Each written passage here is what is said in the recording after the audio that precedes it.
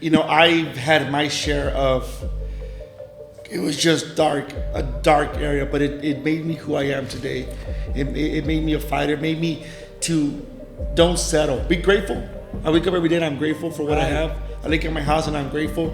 And I know that I could lose this tomorrow. Mm-hmm. And that's the thing, man. You've invested plenty of money and time into yourself. Yes. And now you're reaping the rewards. And a lot of entrepreneurs, and they're not entrepreneurs, they're entrepreneurs. They want to be entrepreneurs, but they're not entrepreneurs because they're not willing to invest the time, the energy, the effort. They're not willing to invest that emotional investment of the rejection of the downfalls. That shit is coming, man. Hey guys, welcome to another episode of the DNG Driven Not Given podcast. I've got a treat for you guys today, man. This guy I've known probably close to 10 years approximately. And he's always crushed it, always been sharp. We've always maintained friends. We've had some cigars together, right? He is an entrepreneur. He is a credit coach. He owns a credit repair company called Credit Repair Solutions, right?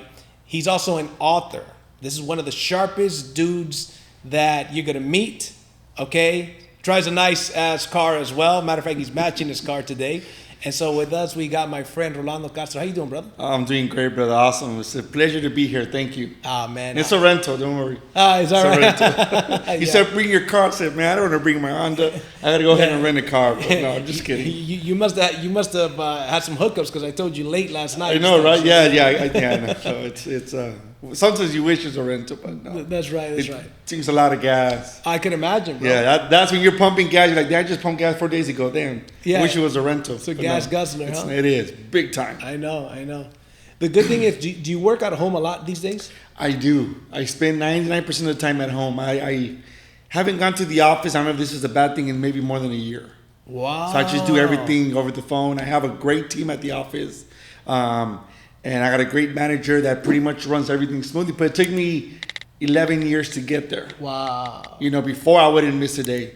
I mean, I was just grinding it every day. I remember, as a matter of fact, like 2 years ago probably, you and I were talking and you mentioned how you're like, hey, I took a step back because I'm building the systems for my business. Yes. You know what I mean? And the automation and whatnot. And it seems like you got a lot of that done already. I did, yeah. So what happened is that I was grinding hard like every entrepreneur. Right. I needed to brand myself. My whole mission was, when someone thinks of credit, I wanted to be synonymous with Rolando. Like I put my name out there and I went to every networking event. I was doing video, going live on Facebook.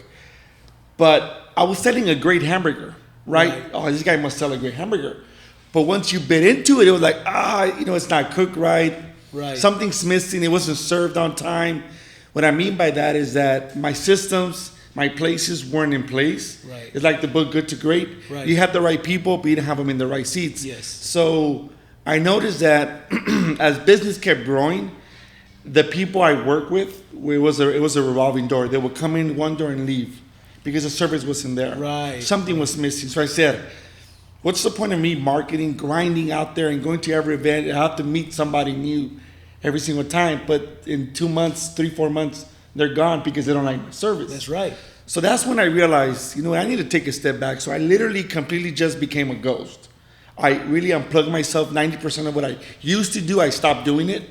And I focused on building my systems, my procedures that would allow people to say, man, that is a great hamburger. Right. I'm going to go back.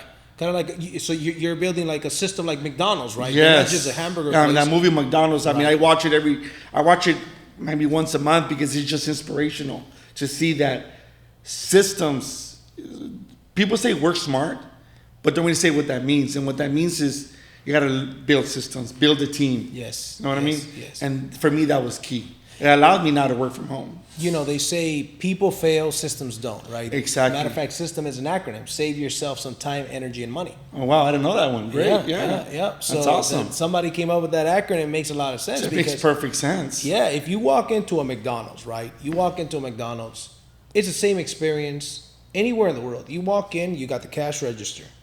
To the left, you've got, and by the way, I'm not saying this because I haven't been to McDonald's in years, okay? I don't eat McDonald's. So to the left, you've got the drive-through. Right next to the drive-through, you've got the French fries. Then to the right, you've got the McFlurry machine. They serve Coke. They don't serve Pepsi. You know, the fish burgers are, I believe they're in a box. The cheeseburgers are in yellow, right? And this is an example across the world. The burger is going to taste the same here as it will in, you know, Thailand. See, but you mentioned something very important at the beginning of your story. Experience. Right. That's key. Right. That's why Starbucks is successful. That's why Amazon is successful. Because even if you're on Amazon, it's so easy, and the experience of them, even if you buy this product, they offer you a different similar product. Right. That's an experience. Yes. So that's what I wanted to focus on. You've done credit. I believe you own a credit repair industry. You know how brutal it is. Yes. The expectations. It's not a business that you get a lot of praise. Right. You don't. It's true. Somebody will complain faster than they will say thank you, even if you repaired their credit and they bought the home because you made it possible. Wow. And even if the realtor made a commission and the lender got paid, you rarely ever get a thank you. That's true. Another referral is a way to say thank you, but you're only as good as your last at bat. Right. You know that. Yes. So I looked at my business 11, 12, 13 years. You know what? I don't like the way I'm doing business. I don't like the first 12 years. I don't. Yes. Yes, it's good money, but do I want to continue the next 10 years the same way? I don't. Right. So I needed to hire the right people, and I needed to put them in the right places. And even now, that's still a challenge, because this person might be great at one thing, but they no longer like that position anymore, or they don't like the atmosphere, or you hire a bad apple that tends to rot the culture, right? And then that's when you kind of have to come in and that's what you have good managers for, that they can foresee that and remove the people. But I mean, systems, the best book for me is Good to Great, Jim Collins. Good to Great. That one and the E-Myth. Those are my two go-to books that I read at least once a year. Nice. Yeah. Good to Great I've read. The E-Myth I heard a long time ago, but I haven't read it. I highly recommend you read it. Yes. It goes into the entrepreneurship mindset of, it has a story that I like, that you heard this before. Oh man, you make great tacos. You show up in a restaurant.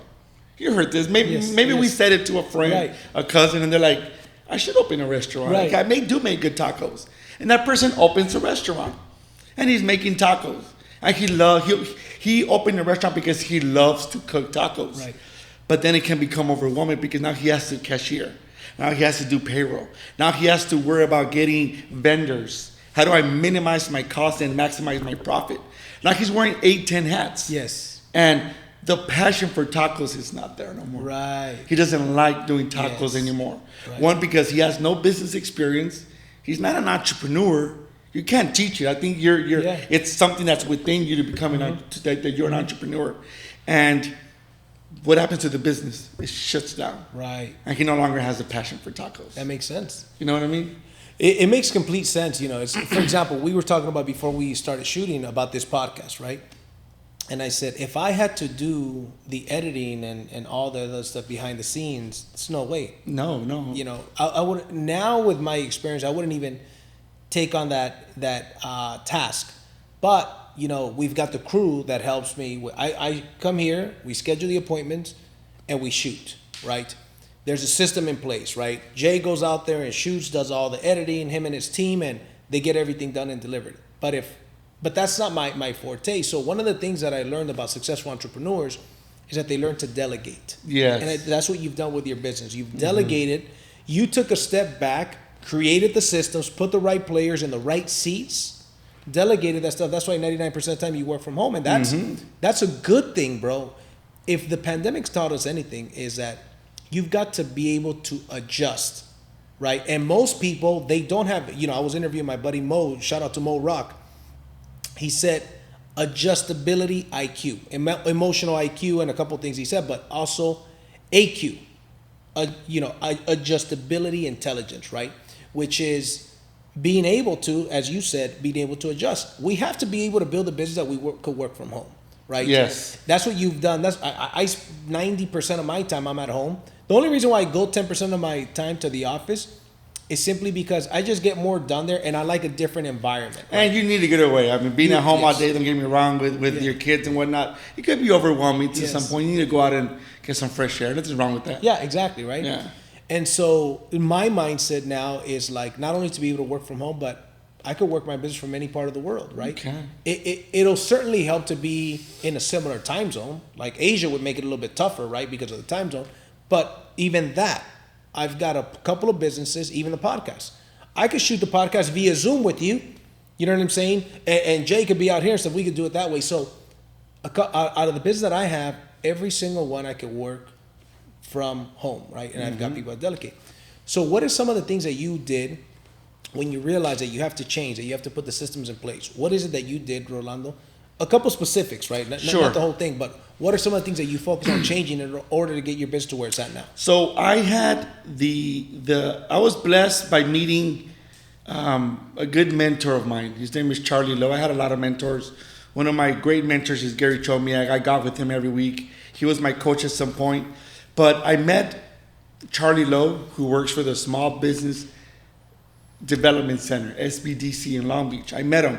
So I became a student. I used to get free mentoring from him once a month. Wow. Free, I said. Well, when things are free, they're not, they're not so great. But this is one of those things where it was great. But it's the effort that I put into it, asking the right question, being there every single month.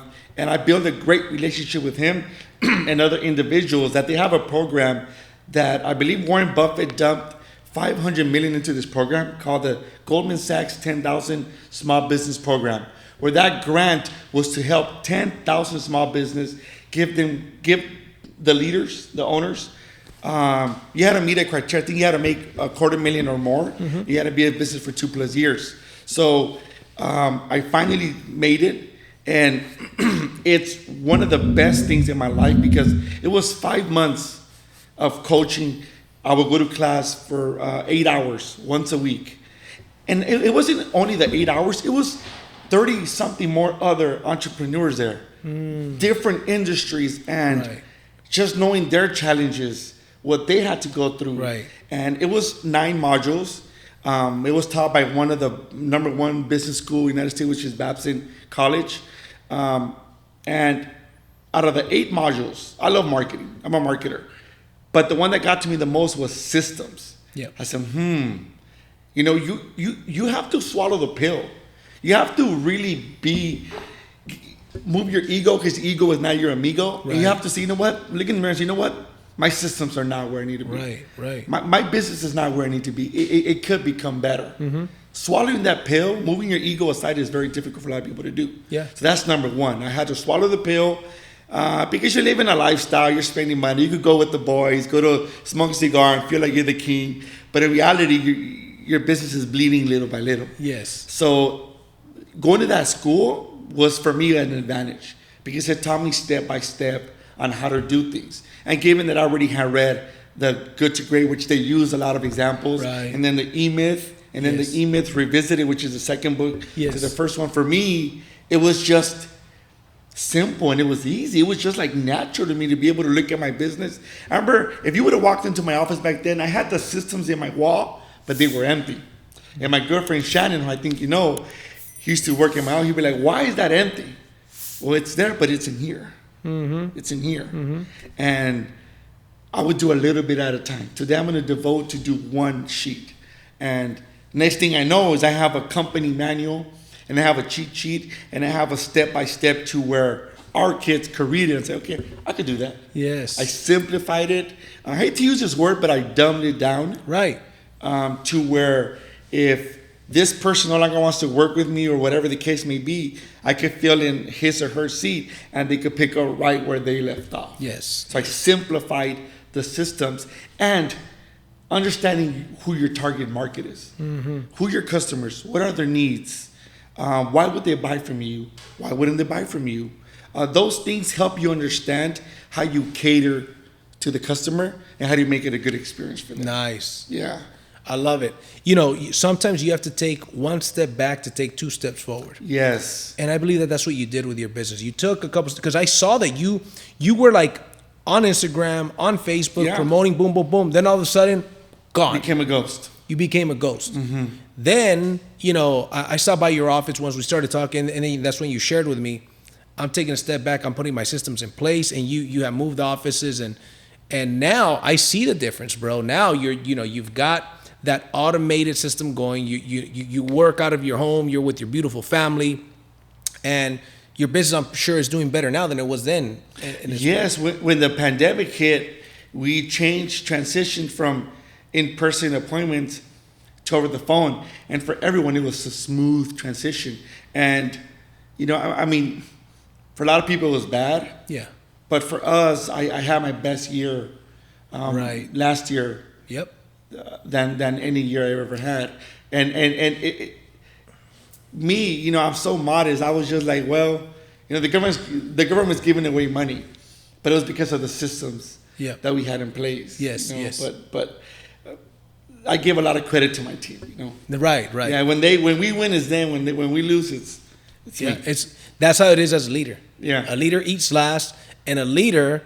Here's what I tell my team all the time, because you know that I'm in the team building business. With my solar business, we've got almost 500 people selling solar, and I tell the leaders on my team, listen, a leader at best takes 50% of the credit. That means that he doesn't say it for himself. People tell him, right? At best 50% of credit, and always 100% of the blame. Yeah. If it's to be, it's up to me. If my team, my office, my business is not where it needs to be, I'm the leader. Yeah. You know what I mean? With my office, I'm the leader. With my businesses, I'm the leader. Hey, and I tell my employees, listen, if they made a mistake on something that most of the time it's, I didn't provide the proper training. Yes. You know what I mean? The proper Exactly. systems, the proper expectations. And so that's one of the things about business. Tell me a little, I want to backtrack a little bit, bro, because you have the mindset of a champion. Thank you. Right? And you've been through ups and downs, right? Yes. Which I want to get into as well. But that mindset of a champion that you've got in the industry that you're in, the competitive market that you're in, and you're one of the ones that's striving and succeeding at a higher level. Because I know a lot of people in a similar industry or in the same industry, but people aren't doing it the way that you're doing it. And so, but I want to go a little back. Tell me a little bit about your childhood, maybe some of the things in your childhood, being raised, how it influenced the man that you are right now. So I had a great childhood. I have both parents that I still have now, which I'm super blessed that I can call both my mom and my dad. Sure. They're still together. My dad spoiled me. I was a spoiled little brat. Yeah. I was that kid that you will see before the swap meet that wanted this toy, and if they told me no, I would cry. Oh, wow. And then I would get the toy, Yeah. and then I would want that toy, and then they would say no, and then I would cry. I was that spoiled kid. Yeah. So I became a chiquiado, I guess you could say Yes, that, right? yes. And then it wasn't until I started getting older and I noticed that I was getting bullied and I was getting beat up. Right. They used to call me Alf. They used to make fun of me, and luckily I had the same friends from second grade up until finishing high school. Right. But I wasn't the cool kid. I just knew the cool kids. Right. In high school, they were very cool, but I was a friend of the cool kids. Got it. Right. I couldn't get a date for for prom. One of my friends had to hook me up with another friend. And what was that winter dance, whatever? Winter formal. Something like that. My friend went with me. So I became very insecure, very shy. Got it. Because of, they used to make fun of me. And I was just very insecure. Yeah. Even up until after high school. So it wasn't after high school where my dad opened a business. He opened up a clothing store, and I worked, I think my last year of high school in the clothing store. And then my dad, in my book, I talk a lot about this, but my dad, he became an alcoholic. He had a great job, and he became an alcoholic. Damn. And it was a small store, and then in the back, he had a curtain, and he would drink with his friends back there. And I didn't know much about business. And one of the guys peeked inside of the ladies' room, and that was history. And nobody went to our store. It closed down. We lost our home. We were homeless. Wow. My dad, he developed he started doing cocaine, and he became what you call raging alcohol, cocaine. We lost everything. It was just a very, very dark stage that I never talk about. I never do I even use that as a way for people to feel sorry for me or for me to tell you that your problems aren't anything. But it was just a very dark episode in my life because coming home and I would find my dad in the closet shaking because he ran out of vodka. So I have to make a decision. Do I go run to the liquor store in the corner and buy alcohol, or what do I do? So I chose the first option. I would run, get him a bottle of vodka, Right. and then he would just be calm and start fighting and start arguing. I mean, my dad put us through shit. But again, How old were you at this time? I was already 20, 21. Wow. So I had to work. My brother got married and he moved out. So I became the man of the house. Yeah. I was working 3, 4, 5 jobs. Wow. I didn't go to Vegas party with my friends. I didn't go to parties because I had to work. I used to work from 5 in the morning till 1:30 p.m., go home, take a nap, and work from 4 all the way to 11 at Papa John's. Wow. And then I was security on weekends. And then I used to, you ever went to like Bonds or Ralph's and they were handing out food samples? Yes. Back in like early Yes, 2000s? yes. That was me doing that. Oh. So I had 4 jobs and I didn't have a dollar to my name. I mean, my car, I used to have a convertible Chrysler. I couldn't put the top up because it was ripped. Got And it. then my brother gave me a Thunderbird, and I had to open the hood and touch a screwdriver to the battery for it to start. Oh, So I didn't have money to fix it. But for me, just the fact that I had a car was cool. Yeah. That just drove me to say, you know what, never again. I'm never again going to be hungry. Right. Nor am I ever going to put my kids through something that my dad Right. put us through. See, Yes. my dad has an entrepreneur heart, but my dad's very weak-minded. Got it. And I can honestly say that. Yes, Like if you're cool with him, he'll trust you 100%. But he'll take off his shirt for you. Right. He's such a good person, he has such a big heart, but he just trusts the wrong people. And me working 3, 4, 5 jobs, I always wanted more. You know what I mean? I Right. always wanted more. I had a girlfriend at the time, and she used to take me lunch or dinner at Papa John's. I used to take pizzas home Yeah. because you did a good job. Go ahead and make yourself a pizza. Yes, Man, yes. I made a huge pizza. Yeah. And I would take it home Those are because probably the I best didn't eat the whole. pizzas. Yeah, best pizza. Yeah. We got pizza. Some of us lived with my grandma. Some of us lived with my aunt. Just imagine I moved in with my brother when he was in newlywed. They just had a baby. Wow. And me and my brother, rest in peace, are living in his living room. And she's giving us the stink face. Yes, So it was yes. very unpleasant, my Right. 20s. Right.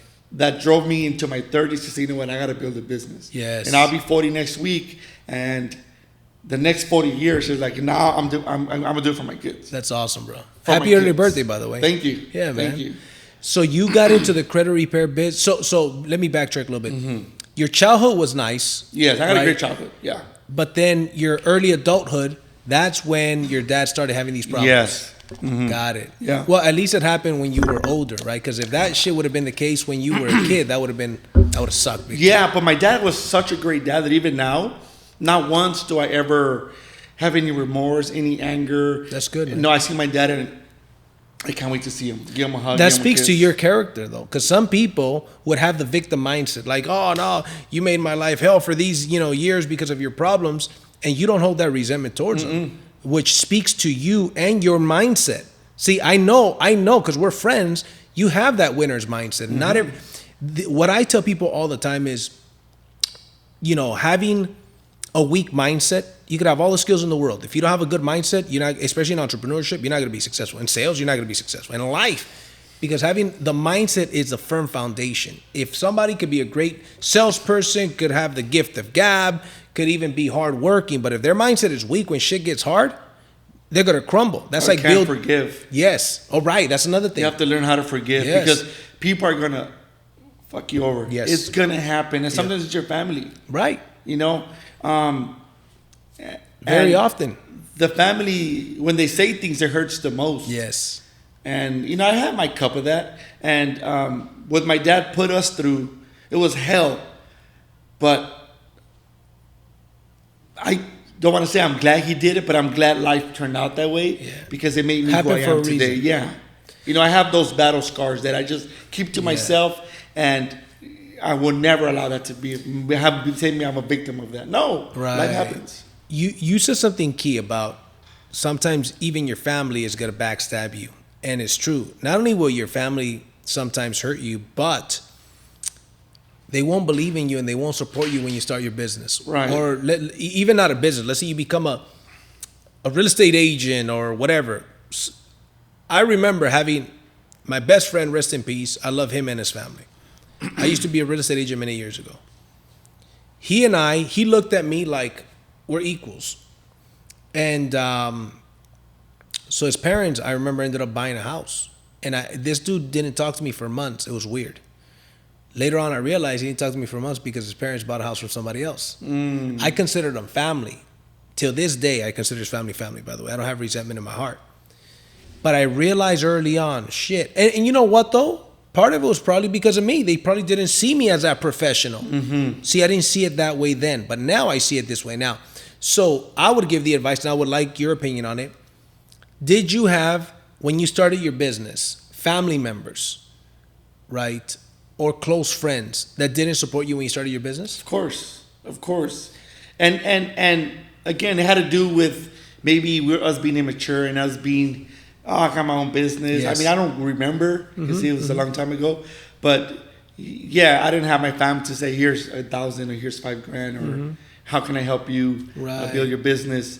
But you know that I never even paid attention to that. If I could be honest with you. Good. And I'm talking more about the client side of it, right? Sometimes what's weird is that sometimes, and I notice this a lot in certain communities, a person that we know will go out there and pay full price for the same product that we sell, but they'll expect a discount from us, which is complete bullshit. I'm of the belief like, bro, give me a deal that's fair for you and a deal that's fair for me.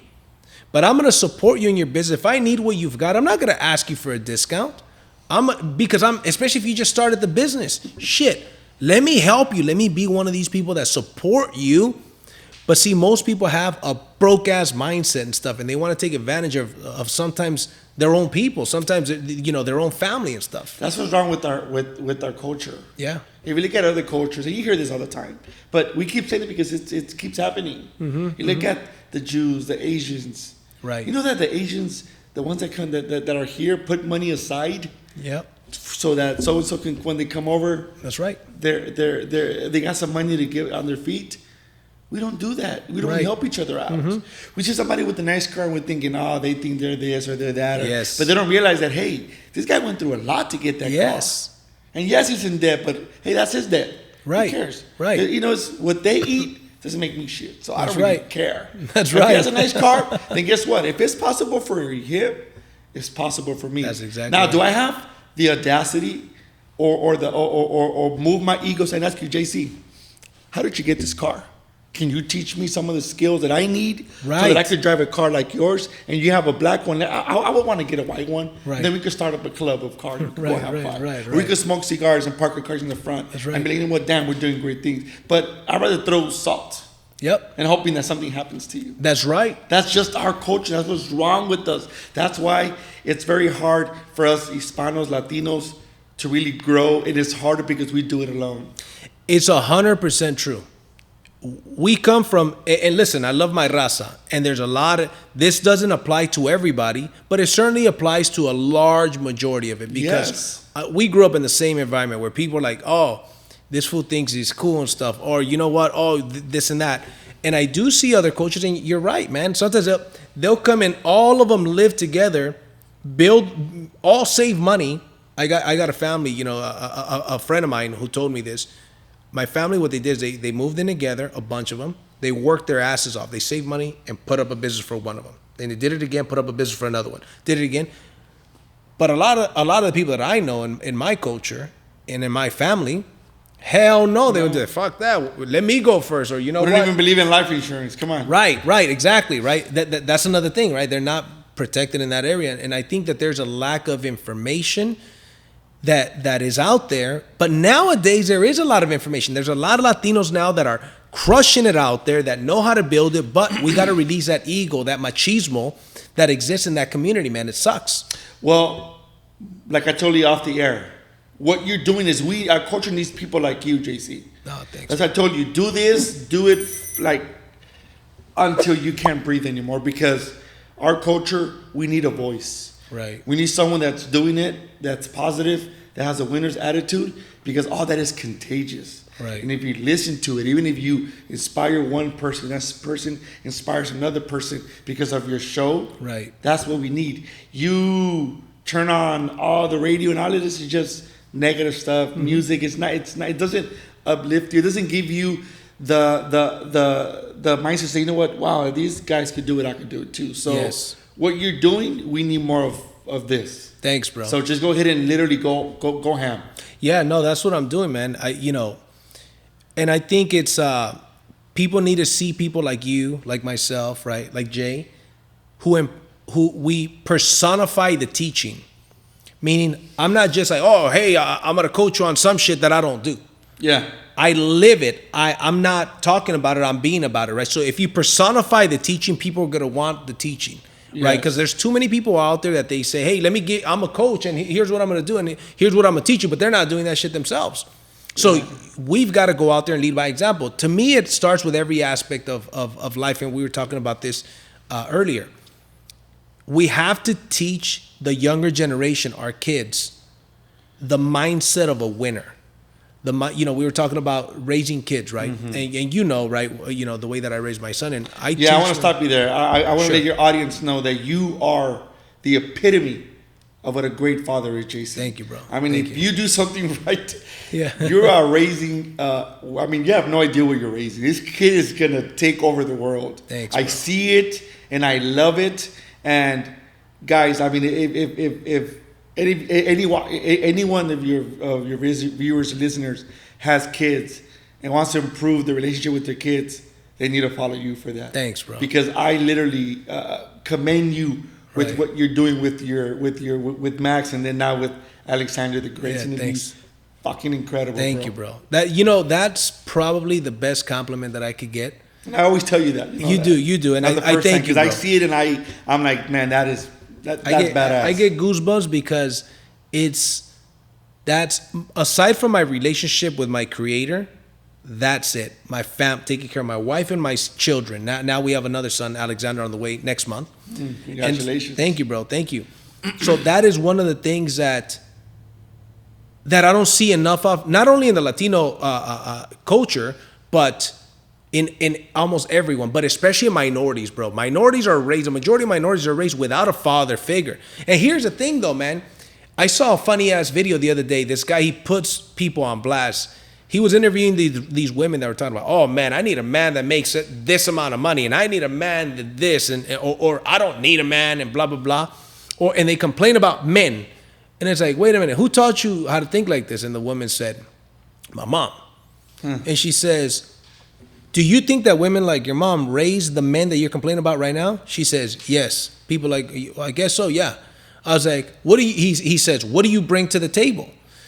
And they're not wrong when they say that a lot of quote unquote men are just like big boys, like old boys. Because there's not a lot of men, because nobody's really teaching them. And children, they need a mother and a father. They both serve their purpose. The mother's going to be more nurturing, and she's going to be more that way. The man's role is to teach him how to be a good man, teach him how to be disciplined, teach him how, So, for example, I teach my son, hey, we don't bully, we don't let people get bullied. You see a kid sitting by himself, go sit next to him, right? And don't care about other people's opinions. And the majority of the people in the world, they are good people. But there's a couple of bad ones, and they move around a lot. So you're going to run into these people, right? And so, because bullying is a real thing, you got bullied as a kid. Yes. You know what I mean? I got bullied as a kid. When I was a kid, I was very overweight, and I got bullied, and then I said, F this, and I got into karate, and I learned how to defend myself. I lost a bunch of weight. It taught me a lot of discipline. That's what I teach Maximus Confidence now. as well. Confidence, right? That's what I teach Max. So those are the things that you got 4 kids, right? Mm-hmm. And I know that you got your 2 younger ones, right? And I know that you're a great father as well. You're a great man. You love your wife. You honor your wife. And that's one of the things that I admire about you a lot, bro. That not only do you kick ass in business, but also in other areas of your life, because how you do anything is how you do everything. Yeah. I take pride in everything I do, because like my friend Gabriel, he says, once you're going through hell, keep going. That's right. And I've had my share of It was just a dark area, but it made me who I am today. It made me a fighter. It made me to don't settle. Be grateful. I wake up every day and I'm grateful for what I have. I look at my house and I'm grateful. And I know that I could lose this tomorrow. So I don't take it for granted. Right. Never do I even. That's what you said. Hey, I don't know you had this car. Yeah, because I'm not the type that's going to. I respect that. Yeah, I don't, because I could lose it tomorrow. Right. Life happens. Yes. Life happens like that. So if I could stay humble and if I could have it all, it's going to be for me. I'm going to just keep it within my circle and not let everybody know that I have it all. It's fine. It's okay. Yeah. You know, I don't need to feed my ego for that. I believe that God humbles the proud and he favors the humble, right? Because have you ever been there? Because I certainly have, where I was doing extremely well financially and I was arrogant. I mean, I cringe when I think about some of the shit that I've done, bro, right? That I've done and said. Social media too. Sometimes I remember. You remember, yeah. Yeah. But I mean, hey, to each their own. To each their own, right? To each their own. I would never do that shit now, but I think of some of those things, and guess what? It is very true. For me, God humbled me, and it was weird, bro. In less than a year span, I went from being on top of the world to being like rock bottom. Fuck, dude, it's crazy how fast that happens. Has that ever happened to you in life where you're like doing very good and then all of a sudden, boom? Yeah, so I had my first episode where we were homeless, and then I bought a home with the mother of my older kids, right, who's now my ex-wife. We bought a home in Diamond Bar. That's when the market crashed, and then we bought a home, and it was a pool house, and it was just beautiful. Again, I would invite everybody over again. I would stay humble. I never thought it was something better than anybody. Right. And then market crashed. Yep. Yeah. Everybody lost their home. I lost my home. Yep. And then with the little money that we had, I did not want to go live with, her parents. I said, no, I'm not going to do that. I can't do that. I'm the man. I have a new baby. I need to support you guys. We rented an expensive ass condo. Looking back, that was the dumbest thing I could have done. Of course, 2-3 months went by, I couldn't pay for it no more. Wow. So we ended up moving in with luckily her sister moved out and I moved in to their parents' bedroom, and I would see their parents go to work, and I was just there like, shit, what do I do? And that's when the whole credit repair thing started. So that's when you started your credit repair business. What, like 2009, 10? 2009, 2010 is when 2010 is when we launched.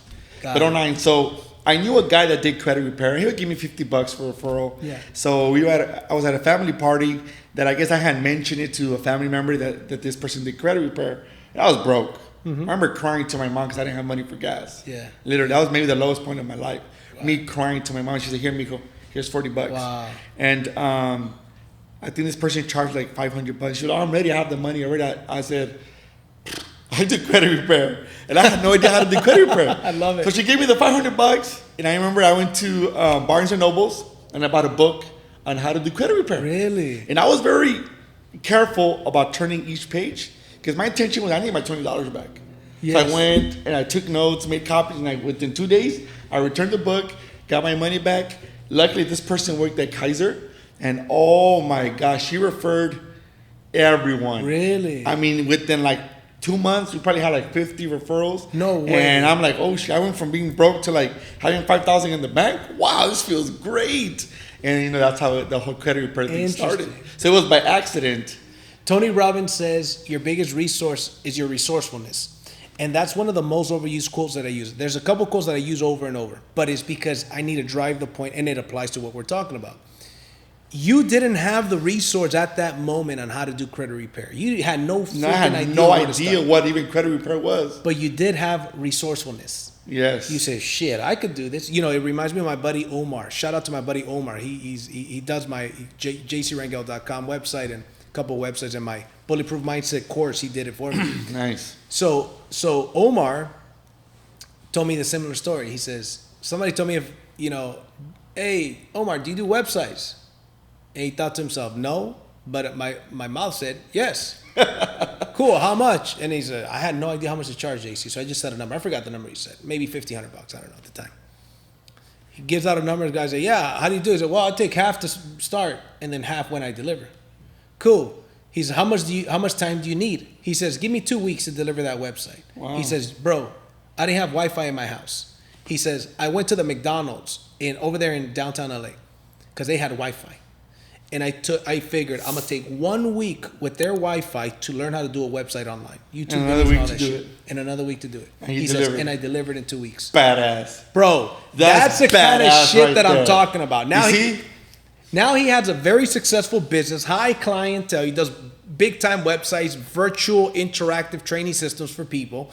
And so, but it started with resourcefulness, with that fucking grit. That's badass. You see, Les Brown says, just say you're going to do it. The how-to is none of your business. That's right. The how-to is already in you. That's right. See, that's badass right there. Yes. That just goes to show you that if you have what it takes, which is just the grit, the Right. grind, you can achieve anything in life. Yes. I mean, it's amazing. There's no reason anybody should be broke.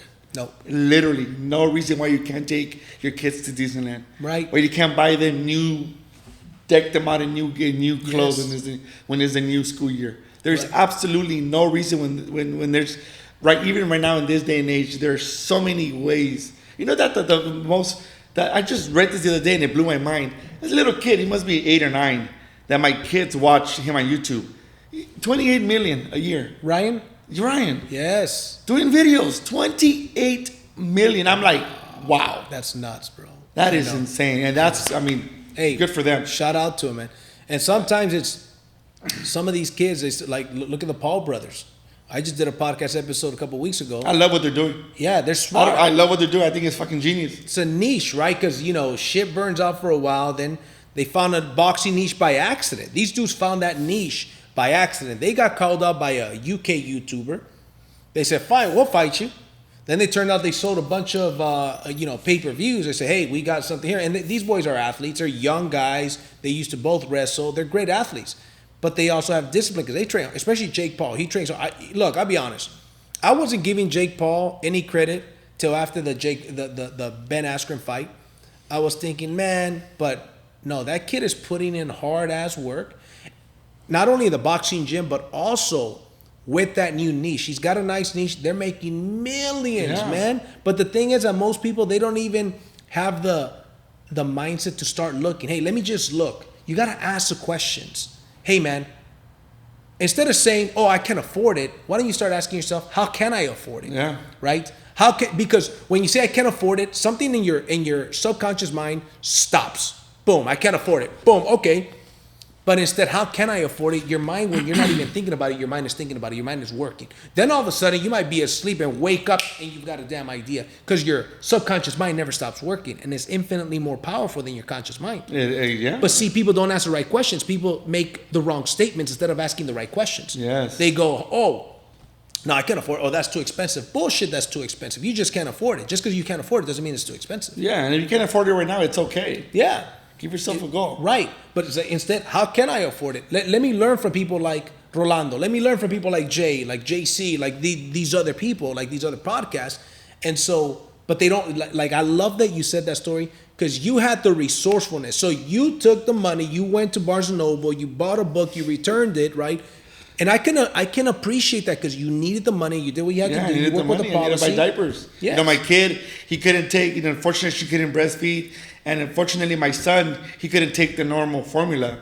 So normal formula costs, I don't know how much it costs, but it was 3 times as much. And we had to get it delivered. So it wasn't like, if you ran out, I could go buy it. No. So it was very expensive. And it wasn't something that WIC covered then. It didn't. Got it. So it's like, I need to hustle. You got to make it happen. Got to make it happen. So you got those clients, and then boom, your business was off and running. How soon till you getting an office and an employee? Within 8 months. Nice. Within, I said, wow, with this credit repair, it's unlimited number of clients. Yes. And then a year later, we had some money saved up. I found that they had in Florida, they had a credit repair boot camp. That's right. And it was about 3,000. I've been to it, yeah. Yeah, that's where I met Tapatio. Oh, is that Tapatio, right? yeah. He was doing credit repairs. That's right. And I met him in San Diego. They had one here in San Diego, and I went to that one as well. So I went to that boot camp, and I learned a lot about credit repair. And I just came back with that knowledge, and I just went. See, and that's the thing, man. You've invested plenty of money and time into yourself. Yes. And now you're reaping the rewards. And a lot of entrepreneurs, and they're not entrepreneurs, they're wantrepreneurs. They want to be entrepreneurs, but they're not entrepreneurs because they're not willing to invest the time, the energy, the effort. They're not willing to invest that emotional investment of the rejection of the downfalls. That shit is coming, man. Yes. And if you're not working on your mindset either, that's why one of my most trained topics is the mindset, because I could train you on sales, I could train you on leadership, I could train you on how to be a badass closer. But if your mindset is weak, I'm wasting my time. Mm-hmm. You know what I'm saying? You mentioned about one bad apple. One of my mentors said to me, JC, shout out to Jay Nolan. He says, JC, I spend more time getting them out than you do getting them in. Meaning I spend more time getting the bad apples out than you do getting the good apples in. Because you don't want one to rot. Yes. So it took you about 8 months. You opened up. Was that your first office that you had? Was that your first office right there by? No. I was right where. Remember where Lotus Group used to be at, and that little that escrow office used to be in that next to KFC. Yes, that's where my first office was. Oh, at. nice. Subleasing an office. Nice. And then I moved to where, right there in Downey. I forgot what that restaurant, little bars in the corner. I forgot what it's called. Okay. I was up there in the suite. And then from there, I went to Paramount and Stewart and Gray. Then we moved into a big office. Yes. And I loved it there. But then the owner sold the building, so we had to move to where we're at now. But now we're perfect because we everything's done over the phone. So the smaller the better. You know? That's a beautiful thing, man. Yeah. So do you have sales agents and then you have the processors and employees, right? Yes. So I have my sales agents and I got my processors. I got customer service. We're still not even having reached the pinnacle of anywhere that I want to be in, but times change, especially right now. Yep. So you're gonna have to learn to evolve, learn to adapt to the new times. You have to learn new skills, because I'm a big believer that to get here requires a certain individual. To get to here, this same individual is not gonna get you here. It's not. I don't care what you say. The same Rolando, the same JC is not gonna get you here. Right. It's here you have to develop new skills, look at your business, take another step back and look at your business and see with the times now. Because if you think about it, Amazon has changed a lot of consumer behaviors. Right. It's changed the way people buy. So it's gonna have the same effect on your customers. Right. So you have to understand that it's how my customers bought 2 years ago is not how they buy now. That's true. And you need to understand what makes them buy now and cater to them. And that's going to be making your team understand and cater to them that way to help grow your business. So that's the stage that I'm in right now. I respect that. I understand. And it's definitely a difficult one. What is your number one source of business? Is it realtors? It's real estate, right? Realtor lenders. I love working with them, but man, it's a lot of work. The expectations are so demanding. Yes, my sales guys tell me that, man. And again, you're only as good as your last at bat. And that's the thing about managing expectations with my credit repair business. I have a small credit repair business. Rolando has a bigger credit repair business.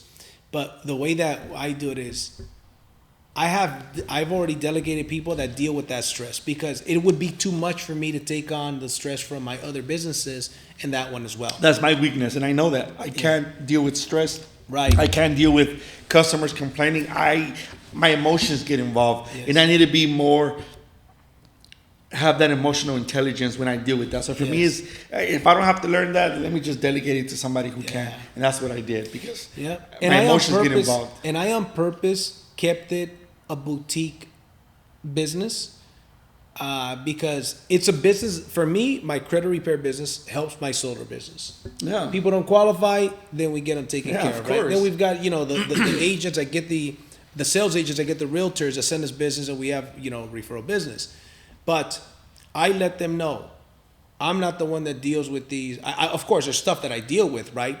But I've got the managers that deal with the sales agents complaining about the expectations. And one of the things about that business is, in any business, you have to manage the expectations of your customer. Yes. And in the credit repair business, the realtors are your customers and the customers are your customers. Yes. You know what I'm saying? So The problem that I've had it with sales agents in the past is that they would say, "Oh, this time period." I'm like, "Bullshit." You a week. See, here's the thing. It's easy to be a salesperson. It's easy to sell a lot if you're overpromising. Yes. A good salesperson sells without having to overpromise. A good salesperson sells with the truth. Yes. So there's the order takers. That's not really a salesperson where they're just feeding you leads. But there's also the bad sales guy says, "Oh, we'll deliver in 30 days. We can do anything. You can do anything. That could get removed." No, that's bullshit. You gotta be honest with them. Then you'll get the long term business. So I've done that where I've cut people like, "Look, man, you do another deal like that, don't even show up. You're done, because we're not gonna do business like that." And so manage the expectation. So sometimes one of my best sales guys, he gets a little over eager. I'm like, "Bro, on this deal, you better call that agent and you better call that customer and let them know that this is not going to get done." Cancel the escrow because it's not going to happen. Yeah, exactly, man. So it's but that's where the leadership comes in and the delegation and stuff. And matter of fact, we got to go have some cigars. I'm going to invite you to Cigars and Drinks because I want to pick your brain on your on your credit repair business. Yeah, if you definitely, don't mind, bro. definitely, man. I'll be up for it, man. Yeah. But I mean, being the credit repair business is, I wouldn't do it again. You wouldn't. I wouldn't do it again. No, because for me to go out there start another credit repair business, I did. I opened a second location in the marketplace, the marketplace in Linwood. Yeah, that was Plaza Mexico. I opened it there. A lot of foot traffic, and I invested so much money, and there was no internet. I didn't even do my due diligence. There was no internet. The internet was very weak, and I just, as quickly as I opened, I closed it much faster because I couldn't work with the internet. That place was so outdated. Wow. So all that money just went to loss. And say, you know what? I'll just stick to one office. Yes. Yeah. No, it's tough. And now you can do so much online, man. Yeah. I got employees in other countries now that help me with that and stuff. And, the customer service is taken care of. Delegation. If I have more time to invest, I would grow. But my focus is my solar business. And well, that's what I'm doing with the apothecary business now. Yeah. Is that, I put in a lot of work with my credit per business. It's on autopilot. I have a lot of free time. After my divorce, I met the most amazing woman who just literally, she makes me a better person. She makes me a better man, makes me a better father. What's her name? Her name is Stephanie. Shout out to Stephanie. Yeah, she is my heart. And she is in the real estate business, but I knew that that's not her passion. Okay. Because I wouldn't see her, I was a workaholic. I would go ham. And I noticed that she wouldn't. And I'd be like, well, why not? I mean, you big commissions, why not? That's not my passion. My passion is health, wellness. I said, okay, well, in due time, you'll find your passion. Sure. And she started doing elderberry, for which I brought you a bottle here, for herself. Just to give our kids. It's an immunity booster. For those of you that don't know, elderberry, we add all these other organic ingredients. It soaks it, and then we make a syrup. So people on Instagram started saying, "Hey, do you sell it?" And she said, "Yeah." So we started. I mean, if you look at our first logo, it was just, it's like, I think Bill Gates or someone said, if you're not embarrassed of your first product, you launched too late. That's cool. So we look at our first product now, and it wasn't with the intention to make money off of it. It was just to kind of give some to her friends. And, a year later, now we have 8 products, and business is definitely growing. So I feel that, hey, I have a lot of business experience. Let me put that to work to help her grow her business. And it's her passion too. It's her passion.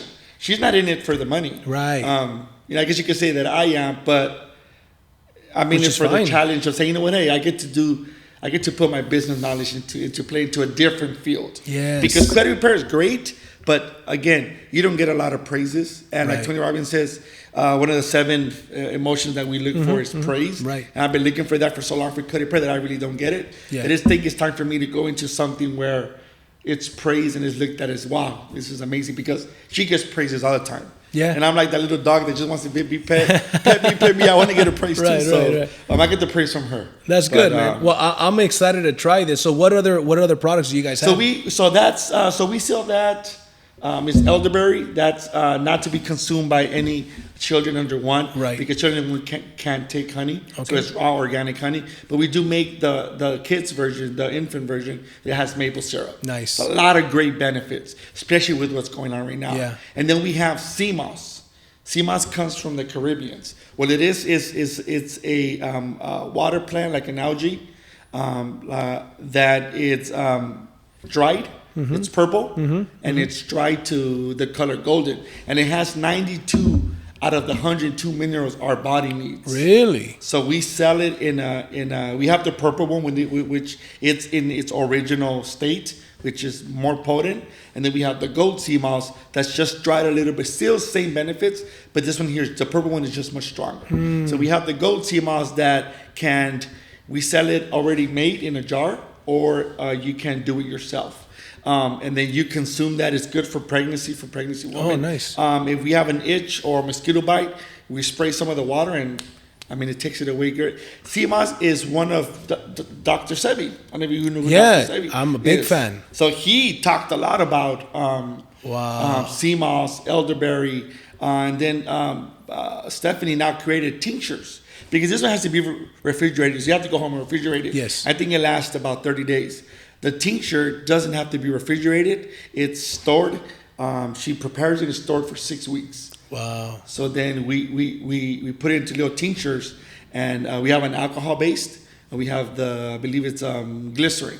Right. The alcohol-based, when you take it, is like, whoa, but it's very potent. You put it under your tongue, and that's good if you're going to travel, if you're going to go places.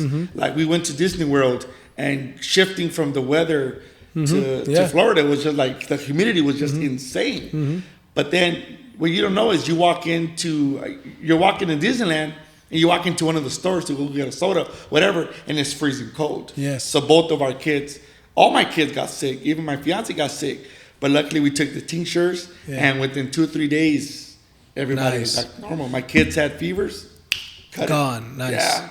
Well, there's so many natural remedies out there, man, and I'm a big fan of natural stuff, man. I'm not a big fan of the Tylenol, none of that stuff. No. I'd rather consume. I'm also, without getting too, it's crazy the day and age we live in, how everybody's so sensitive about shit, and the freedom of speech is almost non-existent. You know what I mean? Yeah. But I'm not a fan of vaccines at all. I'm completely anti-vaxxer, and I am. Amen to that. I'm all about, anyways, that's a whole, if this podcast was about conspiracy, quote unquote conspiracy theories, man, I would love to, but there's a reason why social media shuts your ass down for talking about shit like that, because fact checkers didn't exist until people started doing their research.